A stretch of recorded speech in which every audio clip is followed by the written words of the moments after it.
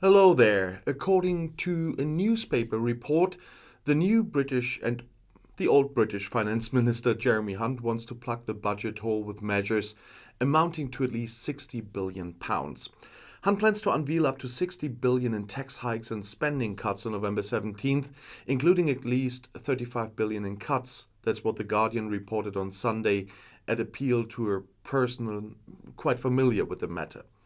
Accordingly, a decision as to whether social benefits should be increased in line with inflation or whether the pension adjustment should be changed is expected to be made in the coming days.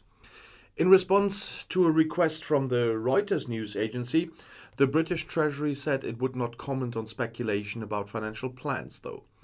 Hunt and new Prime Minister Rishi Sunak, who has been in office for just a week, are trying to find ways to cut spending and boost revenue to make up for the more than £70 billion deficit created by Sunak's debt-fueled economic plan's predecessor Liz Truss. And he has to downsize the whole thing. But talking about money, you will all remember the Brexit discussion and the famous red bus on this topic. And even earlier, I want my money back. With this famous sentence, the then Prime Minister Maggie Thatcher began her fight for Britain's EU contribution in 1979. Her country should not pay more money to the Union than flows from the EU pots to Great Britain. Thatcher negotiated the British rebate, and however, the British did not really make their peace with the EU. In 2016, they voted for Brexit, and many regret that now. In Germany here, the European idea was almost more popular, and always. There's a consensus that Germany, as a country in the heart of Europe, benefits particularly from the EU both politically and economically. Nevertheless, the question arose again and again as to whether the price that Germany as a net contributor is paying is reasonable. Until 2019, the EU published figures on the net positions of the member countries. Then they ended that practice because they were tired of the constant debates about recipients and payers, but also because they consider this bill to be of little significance in an ever more closely interwoven union. The former German EU Budget Commissioner Günther Oettinger from the Christian Democrats even called them nonsense. The German Economic Institute, the IW, sees it differently. IW economists did the math using the old method of the EU Commission. After all, it's about tax money and, in the case of Germany, not about small amounts either. In 2021, Germany paid a total of 21.4 billion euros more to the European Union than EU funds flowed to Germany. Germany is by far the largest net contributor to the EU. The German contribution is almost twice as high as that of the second largest payer, France, who only have 10.9 billion euros there. The German net contribution increased very sharply by 5.9 billion euros from 2020 to 2021. The economists attribute this to Brexit, so the exit of Great Britain from the EU. After that, financial flows had to be reorganized, and still nobody's complaining here. According to IW calculations, 10 EU countries were net contributors and 17 member countries were net recipients in 2021.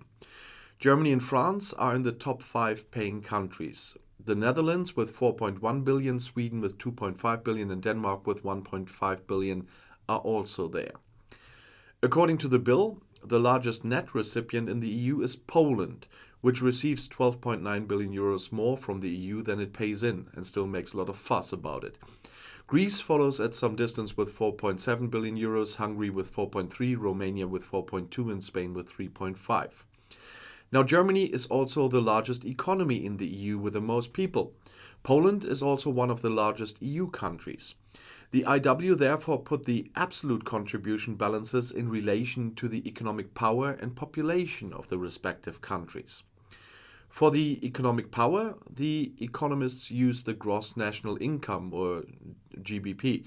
In this view, the distances are smaller and the order is also shifted somewhat. However, Germany remains the largest contributor with a contribution of 0.58% of gross income. This is followed by the Netherlands with 0.48%, Sweden with 0.46%, and France and Denmark with 4.3% each. In terms of net recipients in relation to economic power, Poland is no longer among the largest recipients. Croatia is ahead there, benefiting from the EU in the amount of 3.08% of its income.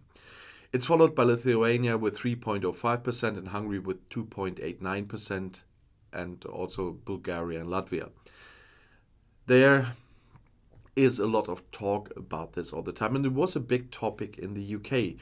But in relation to economic power and the number of inhabitants, it really makes a big difference. And you have so many advantages from this. The IW combined its evaluation with an appeal to the EU Commission to publish the figures itself again, by the way, because transparency requires this. Publication of the net positions by the European Commission itself would give these figures an official seal and thus counteract any calculations and distorted or Eurosceptic representation, as they did in the Brexit campaign. In addition, this would in no way imply that the benefits of the EU for the member states would be sufficiently recorded by solely considering the net positions. Rather, this information is a necessary piece of the puzzle in order to do justice to the complete picture of the EU. That's what the IW says. The EU, on the other hand, considers the net contributor view to be outdated. EU Budget Commissioner Johannes Hahn said about this net payer and net recipient perspective does not do justice to the complexity of the EU budget and can therefore no longer be applied in this form. And Oettinger at that time put it more drastically in 2018. The net payer debate is becoming increasingly meaningless. In the case of agricultural funds and cohesion, you can still see to a certain extent what does a member state pay in, what does it get out of it. But when it comes to cross-border infrastructure, joint border protection, research and development aid, the net contributor consideration is simply nonsense. And I personally say about this, the benefits that every economy in Europe gets from the membership in the EU is not put in these prices. And the benefits are much bigger. Thanks to Brexit, many could see that now. And I'll see you in my next video. I'll be back.